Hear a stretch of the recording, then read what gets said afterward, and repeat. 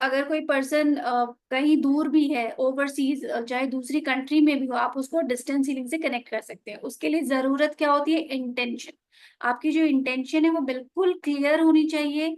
आपको एकदम अच्छे से पता होना चाहिए कि आपको किसको भेजनी है, कि क्या करना है। आपका जो इंटेंशन है वो क्लियर होना चाहिए और पॉजिटिव होना चाहिए। विजुअलाइजेशन, अगर आप विजुअलाइज बहुत अच्छा कर पाओगे, आपकी हीलिंग बहुत अच्छी होगी। एनर्जी फील्ड जो होती है वो होती है, सबकी एक एनर्जी फील्ड होती है। आपकी एक एनर्जी फील्ड है, मेरी एक एनर्जी फील्ड है। उसको हम कनेक्ट करते हैं जब हम डिस्टेंस हीलिंग करते हैं, through symbol, through our intentions. एक तरीके से अगर देखा जाए तो प्रेयर्स क्या है, प्रार्थना क्या है? हम किसी के लिए प्रे करते हैं। क्या आप उस पर्सन के पास जाके कुछ कर पाते हो?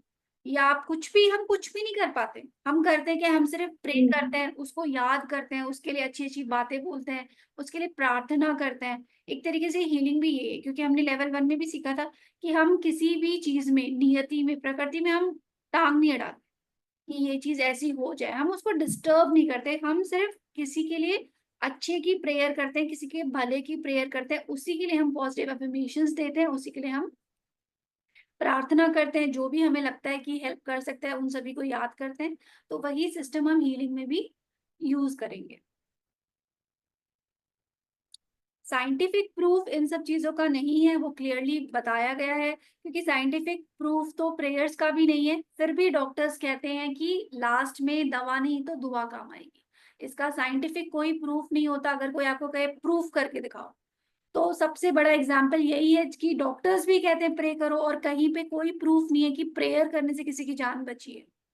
क्योंकि ये सारी चीजें दिखती नहीं है, बट आप फील कर सकते हो कि किसी ने प्रार्थना करी तो वो चीज हुई। कई बार हम बोलते कि ये चीज हो जाए भगवान से, वो हो जाती है। तो ये सारी चीजें मानने की है। वैसे भी रेकी जो है वो मानने का ही टॉपिक है। अगर कोई नहीं मानता उसके लिए कुछ भी नहीं है, जो मानता है उसके लिए सब कुछ है।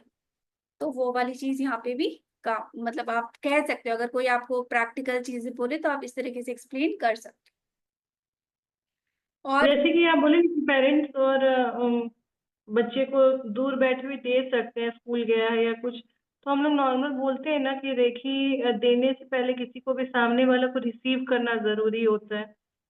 इन केस ऑफ बच्चा, आपका बच्चा है, ये तब होता है जब आप किसी को दो तो उसकी परमिशन के बिना नहीं दे सकते। अगर आप किसी को रेकी दो तो हमेशा उसकी परमिशन के साथ ही दो, ताकि वो रिसेप्टिव मोड में रहे और वो आपको परमिशन दे दे कि हाँ ठीक है तुम मुझे रेकी दो।